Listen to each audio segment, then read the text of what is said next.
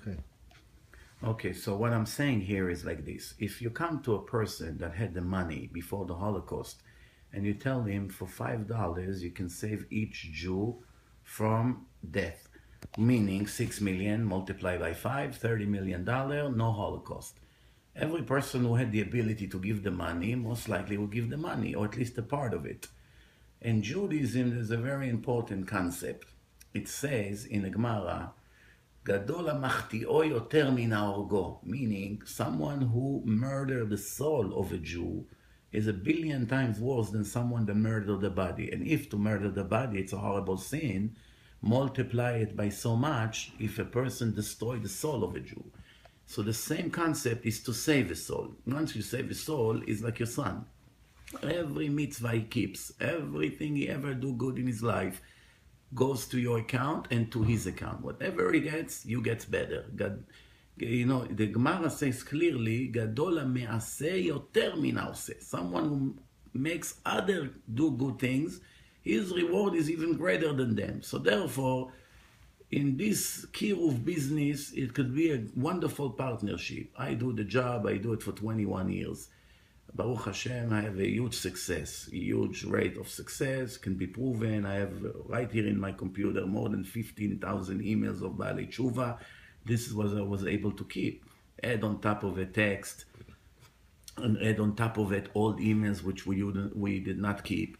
Add phone calls, add voicemails, add face-to-face meeting with people.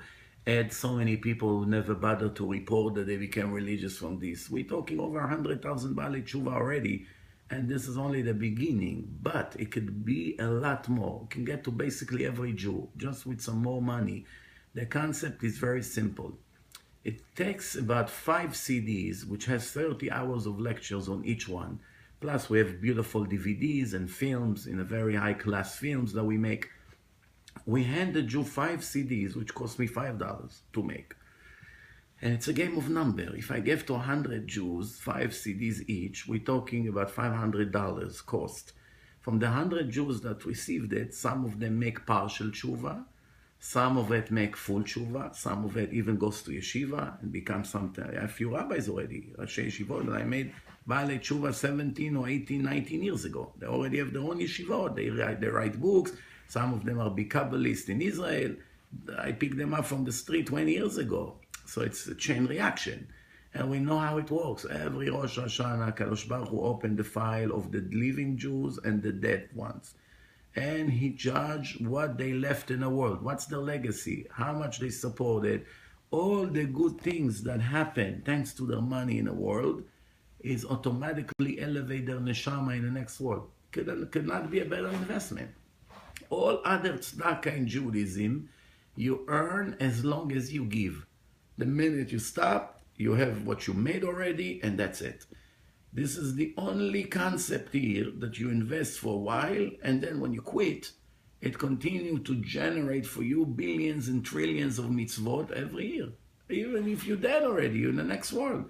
Every Rosh Hashanah, Hashem does the calculation, all your Baalei Tshuva and the children and the grandchildren and the grand-grandchildren, how many times they put tefillin and how much tzedakah they gave and how much Torah they learn and how many great things they did, and one day one of them becomes the chief rabbi. It all goes to your account. It could not be this investment anywhere, not in this world and nowhere else.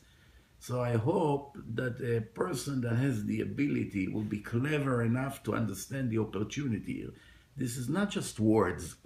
This is not a gimmick here. This is based on our Gemara, our Torah. The Torah says clearly that after Cain murdered Hevel, Hashem said to him that the bloods, plural, of his brother are screaming to him from the ground. And the Gemara explained, what does it mean bloods in plural? Should be blood.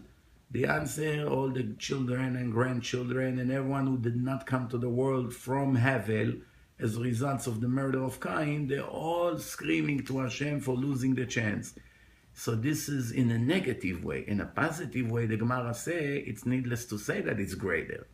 So if you take a person that was on a moment of marry a non-Jew, or lose completely his Judaism, or is not Shomer Shabbos, or is about to fall into drugs, or all kinds of problems that so many Jews have today, and you prevent it, or you save him after he fell, and you save him, and you put him in yeshiva, and you learn Torah, and he get married, and he has few children, he sends them to yeshiva, and a few years later he has 100 grandchildren, and most of them are frum, and this is all comes to you. How can you beat such a thing?